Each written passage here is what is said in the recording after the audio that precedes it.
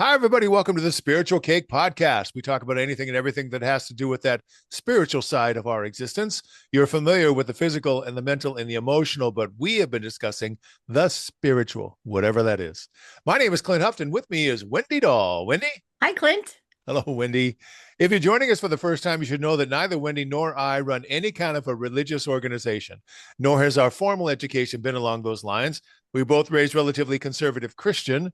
Wendy is Mormon. I was raised Lutheran, but have since explored a lot of different philosophies and theologies. Plus, we are both in the event industry, primarily weddings, with an international clientele. And that has exposed us to a lot of different rituals and customs and traditions. And we bring all of that into this conversation. And that's exactly what it is. It's a conversation.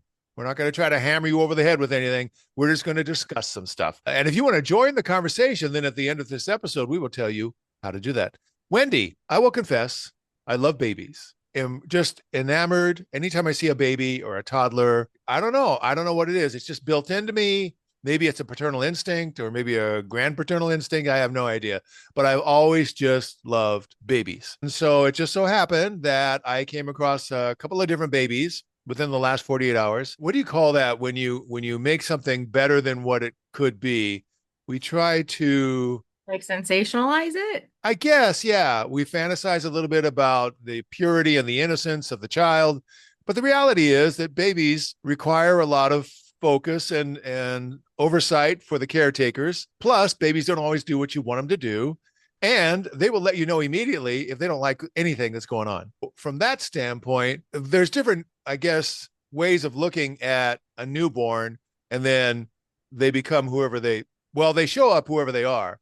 I remember there was a guy that said some babies show up and there's a halo over their heads, and others just come out of the chute smoking a cigar and cursing. It just depends. You know what I mean? We are who we are. However, most religions have a baby ritual, and it seems to be pretty common across the major religions. Now, there's a difference between baptism, because I know that we've talked about baptism in a previous episode in regards to what Latter-day Saints do and at what age they do it, compared to a baby ritual. Now, Christians have baptism, and that's pretty straightforward. You bring the baby, a little water on the baby, you bless the baby, and the purpose of the baptism that I was told, we are born into sin, kind of the general philosophy of most Christians, that we're born into sin.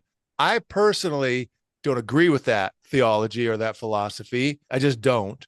However, I love the idea of a baby ritual. I just love it on so many levels because I love babies. And anyway, we're going to get into this right now because I went to the third member of our podcast, which is ChatGPT. I asked ChatGPT, Christians have baptism, name 5 other religions that have rituals for babies, and explain the ritual, the age of the baby, and who is involved, and the purpose of the ritual. What do you think so far? I'm so interested. Keep going. Because I bet you love babies too. Absolutely. Oh my gosh. I just can't get enough. Judaism. I have personal experience with this because my wife is Jewish. And so my 2 children, by their custom, they are both Jewish. I raised them in a multi-faith, kind of a multi-spirituality household. My wife was right on board with this, but in terms of heritage, there are certain rituals and traditions that I think are awesome. And it was different because we have a daughter and a son. Let's go to Judaism. They have a Brit milah for boys and a simchat bat for girls. Apparently, like you, I can have a bat mitzvah and a bar mitzvah. And the bar mitzvah is generally for males and the bat mitzvah is for females. The age of the baby for the boys, traditionally 8 days old. And that's what we did with my son, 8 days. And we brought in a person who specializes in this, male, usually a doctor. Oh, for the bris. We'll get into that in a second. And then for girls, often within the first few weeks or months after birth. Now, we waited a year to have the official baby naming thing. I don't know why. Somebody told my wife that's what you're supposed to do, and that's what we did. So who's involved? Well, the parents, obviously, and then the rabbi, and then the family and friends are usually invited.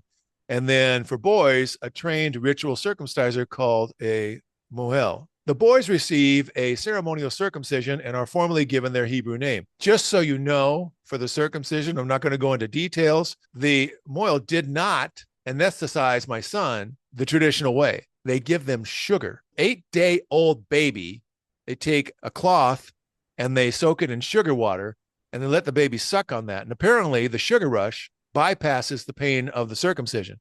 You ever heard of that? No. Yeah, I know. Well, the whole thing just kind of honestly, I mean, because I'm not Jewish, the whole thing was a little bit crazy for me. But and once again, I'm supposed to say something. The moil says to me, "Do you want to say anything to your son?" And I just lost it. I'm such a goofball. I started crying, and I said, "That's my son." And one of the people that was attending said, "I was wondering if you were how far you were going to get into it before you lost it."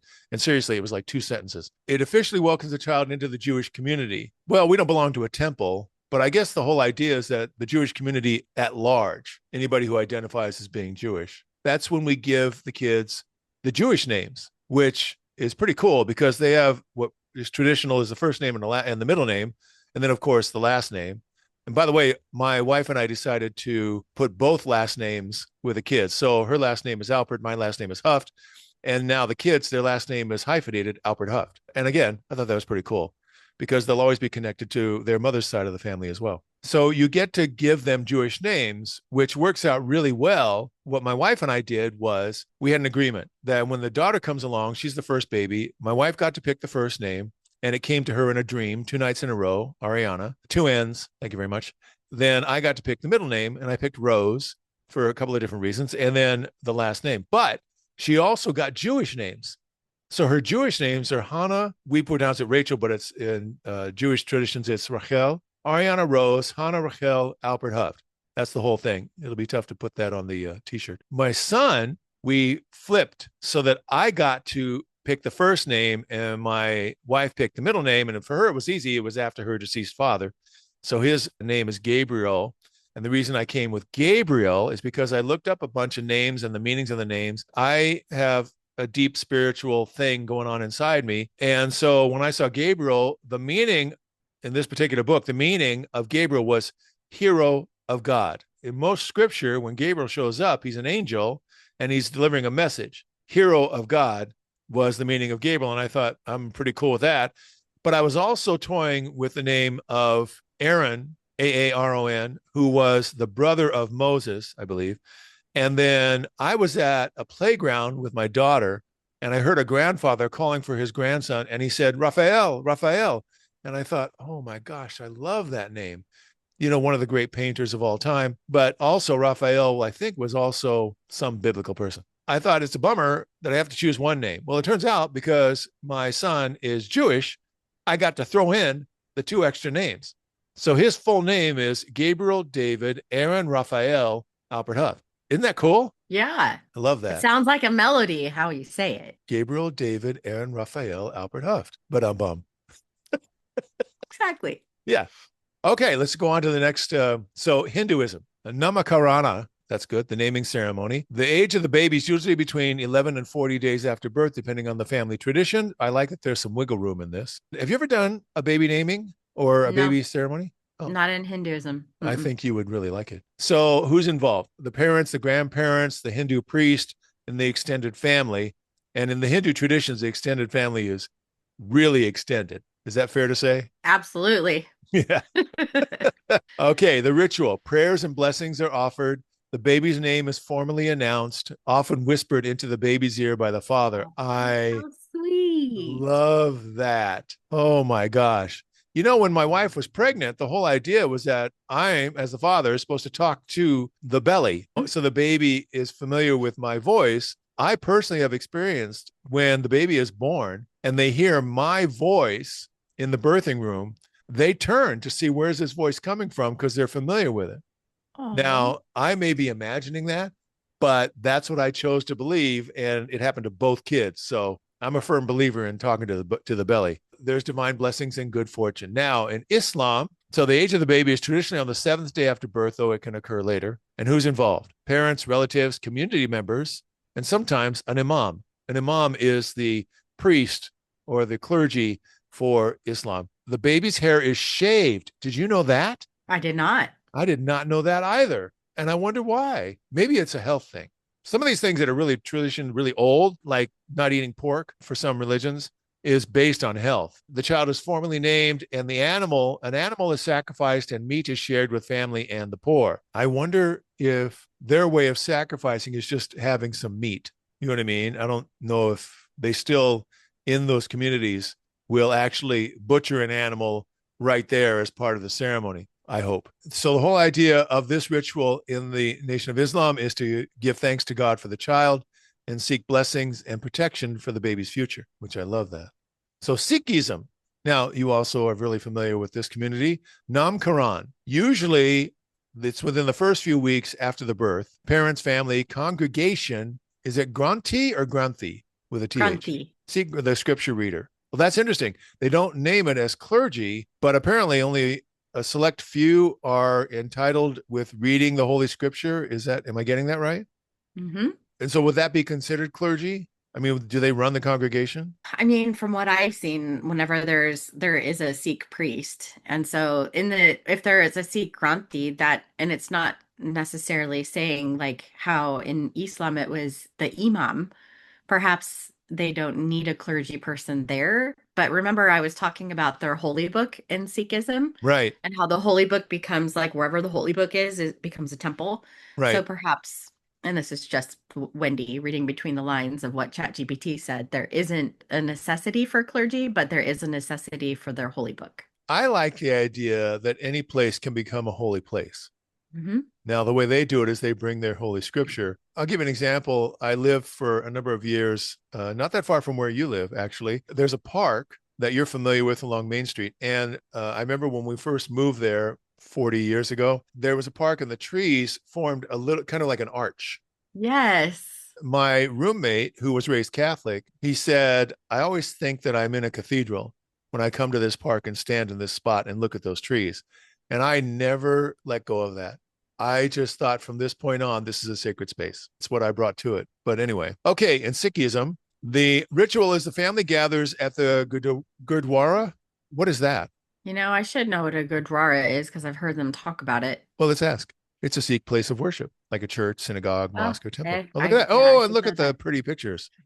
And it's Yay. interesting as a wedding planner, I've never had to do anything at the Gurdwara, which is probably why I've heard the term because they're talking about a ceremony that they do there, but they don't necessarily need me there. I think in a future episode, we'll explore the religious buildings that have like a velvet rope. I was in the nightclub business forever. If there was a velvet rope, that means that not everybody could just come in. They were, selecting who or the timing or whatever. And it seems to me, like for instance, Church of Latter-day Saints, only people that belong to the church are allowed into the worship area. Is that a fair assessment? In a church, everybody's welcome. And it's interesting, a couple of weeks ago, we actually had a Muslim sit on the back row. And it was almost like he knew me because like I walked in and I was like, "Hi, how you doing?" And he's like, "Oh, hi." It was, I mean, we didn't know each other, but I was asking around like, "Who is that?" And so there's missionaries that attend our church. And so their job is to introduce themselves to anyone who's visiting. But it actually, on the outside of every single church, it says visitors welcome. Oh, wait a And minute. So this person that was sitting in the back row was actually a member of the church. It's just that no, that was his nationality. No? no, not a Well, member of well, the you church, said just you said a visiting to see what it missionary. was about. Yeah. So if you're ever Oh, curious, you could always go and sit on the back row. Somebody will probably come up and say hello. oh, But I'm going to do that in a heartbeat. right? Yeah. It's So I had a interesting. misconception of that. I thought No, that. well, Yeah. the temple is the one where you have to be a member in order to Oh, go that's what inside. I'm thinking of. Do they do Yeah. services inside the temple?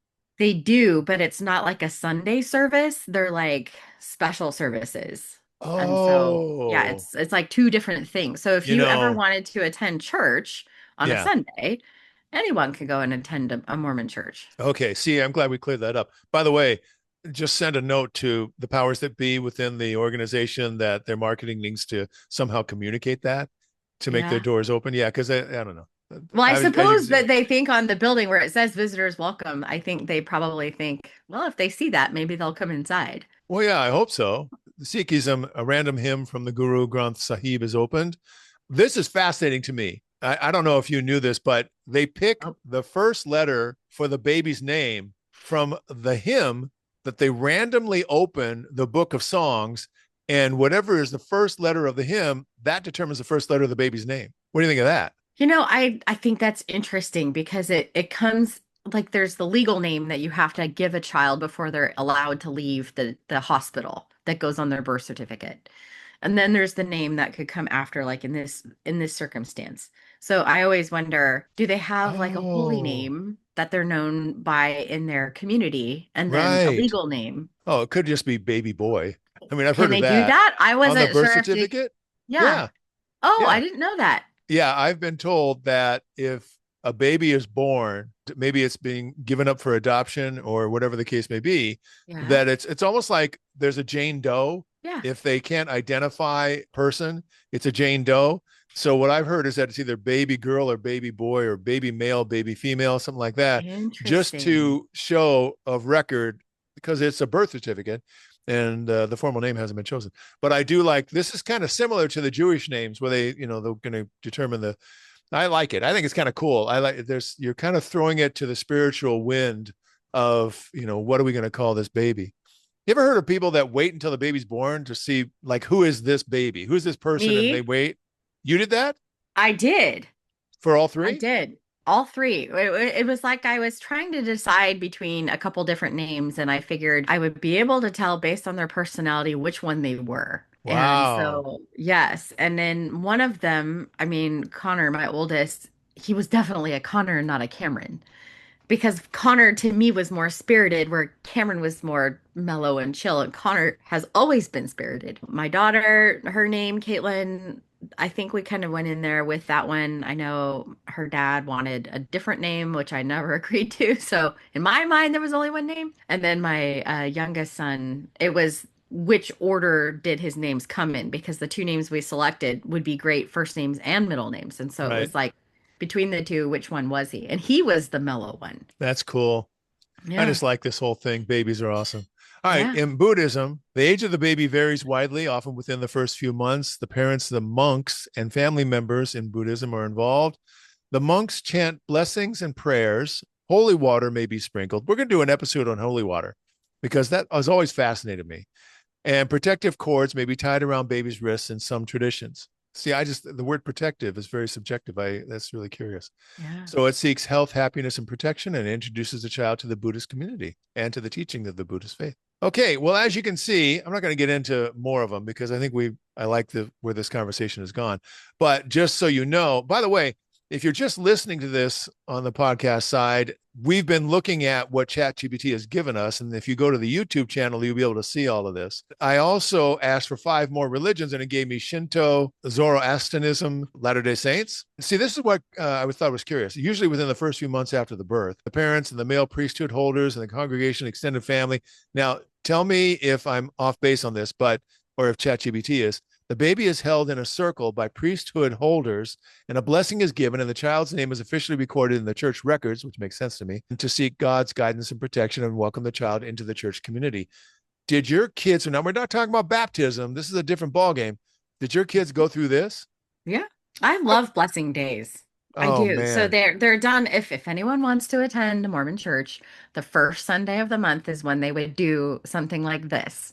So they don't do it every first Sunday because, a congregation may not have a baby born in that month before, but I love watching it. It's like a community coming together. It's what we love about Hindu weddings, where it's like the difference between a Hindu wedding and a white dress wedding. A Hindu wedding, it's like the families come together and they just keep expanding. So it's like the families are massive, and that's why their weddings are so big because they have to invite their family. And in a white dress wedding, they get married and leave the family and create their own family. And so when I see these circles around the baby, it just brings like the priesthood of all of the men standing in the circle together in like a united voice to call in blessings from heaven on the baby. The Jewish community has something similar where they gather the men and Hmm. it has to be a certain number in order for it to be considered effective.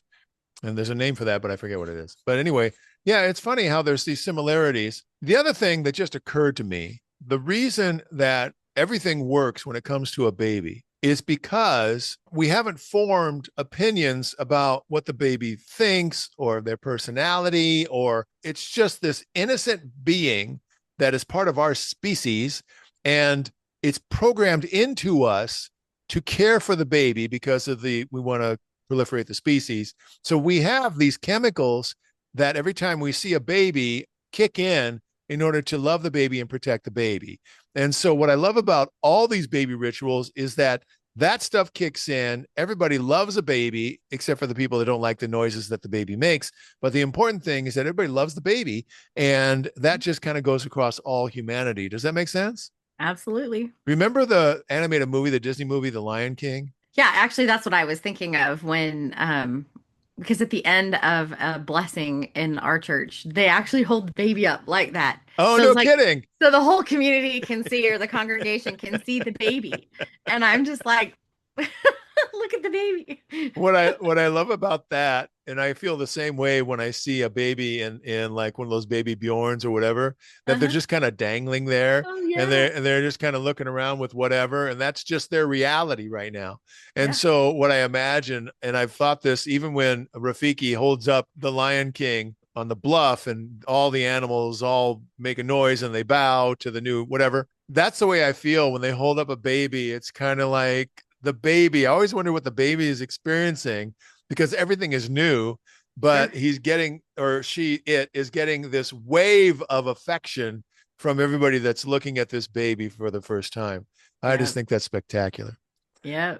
All right, Wendy, tell everybody how they get in touch with us. You can find us at spiritualcake.com, where you could go back and listen to or read any of our previous episodes. You can click one of the two social media icons and join us on Facebook or Instagram, or you can send us an email requesting a topic or even to join the conversation. Absolutely. And when you do join the conversation, please know we welcome you with open arms. That's it for this episode of the Spiritual Cake Podcast. This is Clint on behalf of Wendy. We will see you next time.